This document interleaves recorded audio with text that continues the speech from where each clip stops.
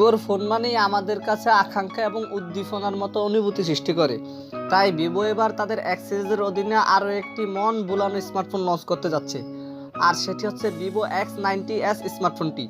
প্রথমত যদি ফোনটির হাইলাইটেড বিষয় নিয়ে কথা বলি, তাহলে এই ফোনটিতে ব্যবহার করা হচ্ছে চমৎকার সুন্দর একটি ডিজাইন, মিডিয়াটেক ডায়মেনসিটির শক্তিশালী পাওয়ারফুল ও গেমিং একটি চিপসেট, একই সাথে থাকছে সুবিশাল মাপের একটি ক্যামেরা সেটআপ। তো আজকের ভিডিওতে আপনাদেরকে জানাবো এই ফোনটির ফুল স্পেসিফিকেশন এন্ড সেই সাথে জানাবো ফোনটির প্রাইস এবং এর লঞ্চিং ডেট নিয়ে। আর ভিডিওটি কন্টিনিউ করলে আপনারা আরো জানতে পারবেন বাজেট রেঞ্জে ফোনটিকে আমাদের জন্য ভ্যালু ফর মানি প্রোভাইড করছে নাকি এই বাজেটে মার্কেটে আরো কোনো সেরা স্মার্টফোন বর্তমানে আছে। এই সকল প্রশ্নগুলোর উত্তর থাকবে আজকের এই ভিডিওতে, সুতরাং আমি আশা করব আপনারা ভিডিওটি স্কিপ না করে পুরো ভিডিওটি মনোযোগ সহকারে দেখবেন। তো চলুন কথা না বাড়িয়ে মূল ভিডিওতে যাওয়া যাক। ফার্স্ট অফ অল যদি ফোনটির ডিজাইন অ্যান্ড এর বিল্ড কোয়ালিটি নিয়ে কথা বলি, তাহলে এতে আর নতুন করে কিছু বলার নেই। বরাবরের মতো আপনারা সকলেই জানেন সাধারণত বাজার সেগমেন্টে ভিভোর স্মার্টফোনগুলোর ডিজাইন একেবারে আকর্ষণীয় লেভেলের হয়ে থাকে। এবারও কিন্তু তার ব্যতিক্রম নয়। বিশেষ করে ভিভো X90s এই স্মার্টফোনটির ডিজাইন করা হয়েছে একদম অসাধারণ লেভেলের। এই ফোনটির পেছনে ব্যবহার করা হয়েছে গ্লাস অ্যান্ড প্লাস্টিকের একটি সম্মিলিত ব্যাক প্যানেল। ফোনটির পেছনে গ্লাস অ্যান্ড প্লাস্টিকের সম্মিলিত ব্যাক প্যানেল ব্যবহার করায় ফোনটিকে যখন আপনারা কভার ছাড়া ব্যবহার করবেন, তখন ফোনটির পেছনে স্ক্র্যাচ পড়ার সম্ভাবনা একেবারে নেই বললেই চলে।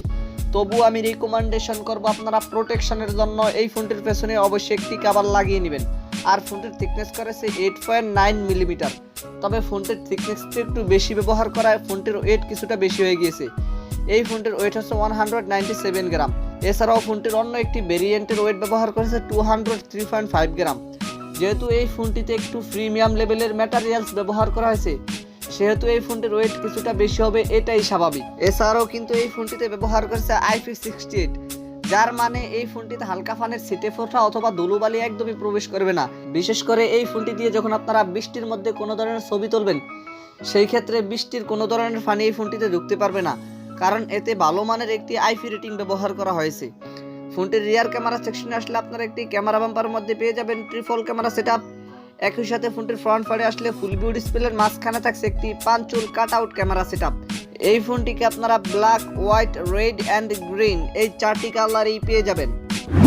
দেন সেকেন্ডলি যদি ফোনটির ডিসপ্লে নিয়ে কথা বলি, তাহলে এই ফোনটিতে ব্যবহার করেছে 6.78 ইঞ্চির একটি অ্যামোলেড প্যানেলের ডিসপ্লে, যাতে তো ফুল এইচডি প্লাস রেজুলেশন থাকবে মাস্ট। ফোনটির এই ডিসপ্লেটিতে ফুল এইচডি প্লাস রেজুলেশন ব্যবহার করায় ফোনটির ডিসপ্লে দিয়ে যখন আপনারা কোনো কন্টেন্ট ওয়াচিং করবেন, সেক্ষেত্রে ফোনটির ডিসপ্লে থেকে কোনো ধরনের রেজুলেশন ঘাটতি ফেস করতে হবে না। একই সাথে এই ডিসপ্লেটিতে থাকছে 120 হার্জ হায়ার রিফ্রেশ রেট। ফোনটির ডিসপ্লেতে 120 হার্জ হায়ার রিফ্রেশ রেট ব্যবহার করায় গেমিং এর সময় ফোনটির ডিসপ্লে থেকে আপনারা একটি স্মুথ লেভেলের পারফরম্যান্স পেয়ে যাবেন। এছাড়াও এই ডিসপ্লেটিতে থাকছে HDR10+ এবং পিক ব্রাইটনেস হিসেবে এই ডিসপ্লেটিতে ব্যবহার করা হয়েছে 1300 নিটসের পিক ব্রাইটনেস। ফোনটির ডিসপ্লেতে 1300 নিটসের পিক ব্রাইটনেস ব্যবহার করায় ফোনটিকে আপনারা লো লাইট এবং সানলাইটে ইজিলি ব্যবহার করতে পারবেন। বিশেষ করে ফোনটিকে আপনারা লো লাইটের পাশাপাশি সানলাইটে ব্যবহার করার সময় ফোনটির ডিসপ্লে থেকে কোনো ধরনের আলোর ঘাটতি ফেস করতে হবে না। আর এই ডিসপ্লেটিতে ব্যবহার করছে 451 ppi ডেনসিটি। ফোনটির ডিসপ্লে নিয়ে আমার আর কোনো কথা বলার নেই। আপনাদের যদি ফোনটির ডিসপ্লে নিয়ে কোনো কথা বলার অথবা জানার থাকে, তাহলে কমেন্ট বক্সে লিখতে পারেন। থার্ডলি যদি ফোনটির ক্যামেরা সেকশন নিয়ে কথা বলি, তাহলে এই ফোনটির রিয়ার প্যানেলে ব্যবহার করা হয়েছে ট্রিপল ক্যামেরা সেটআপ, যার মেইন সেন্সরটি 50 মেগাপিক্সেলের। সেকেন্ডারিতে থাকছে 12 মেগাপিক্সেলের একটি টেলিফটো ক্যামেরা এবং থার্ডে থাকছে 12 মেগাপিক্সেলের আরও একটি আল্ট্রা ওয়াইড সেন্সর। ফোনটির রিয়ার ক্যামেরা দিয়ে আপনারা সর্বোচ্চ ভিডিও শুট করতে পারছেন 4K রেজুলেশনে। এছাড়াও কিন্তু ফোনটির রিয়ার ক্যামেরা সেকশনের 50 মেগাপিক্সেলের লেন্সটিতে OIS ব্যবহার করা হয়েছে, যার মানে ফোনটির এই ক্যামেরাটি দিয়ে যখন আপনারা হাতে ধরে ভিডিও রেকর্ড করবেন, তখন ভিডিওতে কোনো ধরনের শেকি ভাব আসবে না। আর সেলফিতে আসলে সেলফি ক্যামেরা হিসেবে এই ফোনটিতে ব্যবহার করেছে 32 মেগাপিক্সেল একটি ওয়াইড ক্যামেরা। তবে ফোনটির সেলফি ক্যামেরা দিয়ে আপনারা সর্বোচ্চ ভিডিও শুট করতে পারছেন 1080p 30fps রেজুলেশনে। কিন্তু আমার মনে হয় এই ফোনটির সেলফি ক্যামেরাতে যদি 4K রেজুলেশনে ভিডিও শুট করার অপশনটি দেওয়া হতো, তাহলে ফোনটির ক্যামেরা সেকশন কিন্তু আমাদের জন্য বাজার সেগমেন্টে মারাত্মক কিছু অফার করত। এছাড়াও ফোনটির ক্যামেরা সেকশন যে একেবারে খারাপ, এটাও বলা যাবে না, কারণ আমরা এইরকম বাজার সেগমেন্টে ভিভোর এই ফোনটি থেকে একটি টেলিফটো লেন্স, একটি আল্ট্রা ওয়াইড লেন্স, একই সাথে 50 মেগাপিক্সেলের একটি ওয়াইড লেন্স পেয়ে যাচ্ছি, যা কিনা এইরকম বাজার সেগমেন্টে এপ্রিসিয়েট পাওয়ার যোগ্য। ফোনটির পারফরমেন্স নিয়ে কথা বলতে গেলে এই ফোনটিতে ব্যবহার করেছে মিডিয়াটেক ডায়মেনসিটি 9200+, যেটি একটি 4 ন্যানোমিটার আর্কিটেকচারে বিল্ড করা অক্টা কোর প্রসেসর। বরাবরের মতো আপনারা সকলেই জানেন এই প্রসেসরটি কিন্তু যথেষ্ট পাওয়ারফুল এবং গেমিং একটি চিপসেট। এছাড়াও এই ফোনটিতে রান করবে origin OS 3 based on Android 13। এছাড়াও জিপু হিসেবে এই ফোনটিতে ব্যবহার করেছে G715। ফোনটিকে আপনারা 8/256, 12/256 অ্যান্ড 12/512 এই তিনটি ভেরিয়েন্টই পেয়ে যাবেন। এছাড়াও স্টোরেজ টাইপ হিসেবে ফোনটিতে ব্যবহার করেছে UFS 4.0। তবে ফোনটিতে কেবল আপনারা 2টি সিম কার্ড ব্যবহার করতে পারছেন, কিন্তু আলাদা কোনো ম্যাইক্রো SD কার্ড স্লট ব্যবহার করতে পারছেন না। আমার মনে হয় ফোনটিতে এত ভালো মানের স্টোরেজ ক্যাটাগরি ব্যবহার করার ফলে ফোনটিতে আলাদা কোনো ম্যাইক্রো SD কার্ড স্লটের অপশন একদমই প্রয়োজন হয় না। ফোনটির ব্যাটারি অ্যান্ড এর চার্জার নিয়ে কথা বলতে গেলে এই ফোনটিতে ব্যবহার করেছে 4810 mAh একটি লিথিয়াম পলিমার ব্যাটারি, যেই ব্যাটারিটিকে চার্জ করার জন্য ব্যবহার করেছে 120 ওয়াটের একটি ফাস্ট চার্জার। ভিভো জানিয়েছে তাদের এই চার্জারটি দিয়ে ফোনটিকে 0 থেকে 50% পর্যন্ত চার্জ করতে মাত্র 8 মিনিটের মতো সময় লাগবে। এছাড়াও কিন্তু এই ফোনটিতে ব্যবহার করেছে রিভার্স ওয়্যার সিস্টেম, যার মানে আপনারা এই স্মার্টফোনটি থেকে অন্য কোনো স্মার্টফোনে খুব ইজিলি চার্জ করতে পারবেন।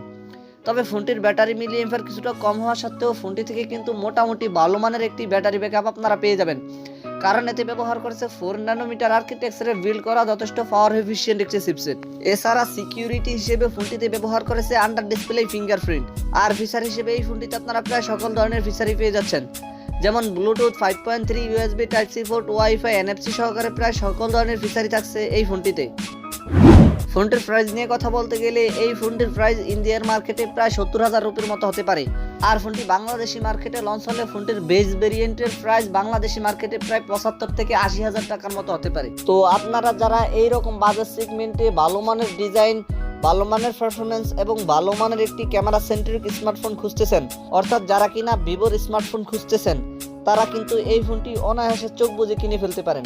যদিও এই ফোনটির উইক পয়েন্ট আমার চোখে অতটাও ধরা পড়েনি, তবে এই ফোনটির একটি উইক পয়েন্ট রয়েছে, এটি হচ্ছে এই ফোনটির প্রাইস। আমার মনে হয় ফোনটির প্রাইস যদি আরও কিছুটা কম হতো, অর্থাৎ 60,000 টাকার মধ্যে হতো, তাহলে কিন্তু এই ফোনটি আমাদের জন্য এইরকম বাজার সেগমেন্টে মারাত্মক কিছু অফার করতো।